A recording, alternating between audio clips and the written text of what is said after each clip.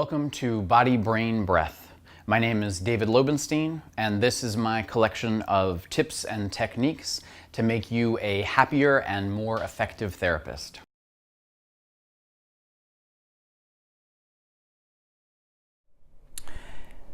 We've all had them. Those clients that just won't stop talking. Oof. So, what do you do about the chatty client? The answer is you use your breath. Here's how. If you guys have watched previous videos of mine, you know I am not a believer in talking during a session. I think that kind of chit-chat really gets in the way of the therapeutic value that we can have as massage therapists. At the same time, I think it's also important to recognize that chatty person and why they continue to talk. Sometimes it's just nervousness, right? They're not quite sure what is supposed to happen in a massage session, and it feels weird to just be quiet with another human being, especially if it's someone you've never met before, right? Other times, that chatty client is just someone who is always on, right?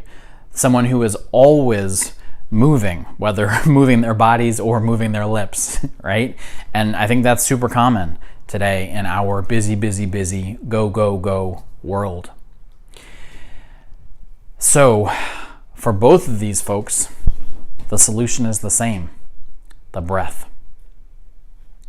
Here's what I advocate. When the client is chatting, if they ask you a direct question, you answer it. You never want to be rude, right? But if they're just going on and on, kind of mentally dumping their brain out loud, what you do is this. You slow down your own strokes.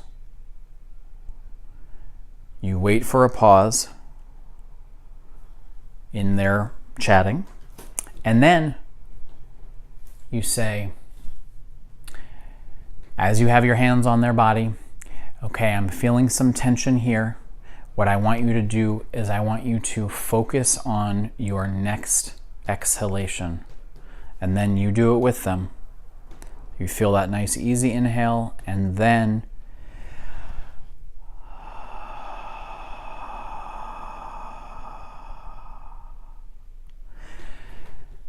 just that is often enough. It's so simple and yet very effective.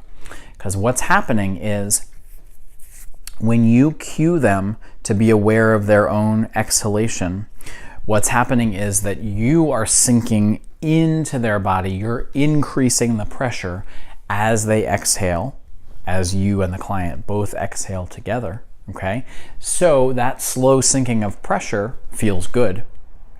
But then, just as important, what's happening is that the exhalation is related to the parasympathetic nervous system, that rest and digest response, okay? Whereas the inhalation is related to the fight or flight response, the sympathetic nervous system. Someone who's chatting is already more in that fight or flight category. Their body is busy, right? So we want to get them to the other end. Therefore, focusing on that exhalation can start to prompt that shift in their nervous system. It can activate the parasympathetic portion of their autonomic nervous system. And then the beauty of this is that it's like a spiral that builds on itself. When that person has taken that slow, easy exhale all the way down to empty, then their inhalation is a little calmer, softer, easier. Then that next exhalation can be slow and easy and deep. And then they're already on that cycle. They're already in that mode where they don't need to be on, they don't need to be busy.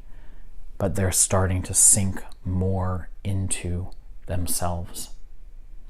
And in my experience, just that oral cue, now I want you to focus on a slow, easy exhalation so we can sink into this tight area. Oftentimes, that's enough. Because ultimately, I think the client doesn't really want to talk, right? What they want is to be given permission to settle down and just be with their own body. And so that, with just that little cue, showing them how to focus on their breath, that is what you can give them. Next time you have a chatty client, try it out and let me know what happens. So now I want to hear from you. Tell me what you thought in the comments section below. Like or subscribe if you are so inclined, and join my newsletter if you haven't already at bodybrainbreath.com. Thanks so much.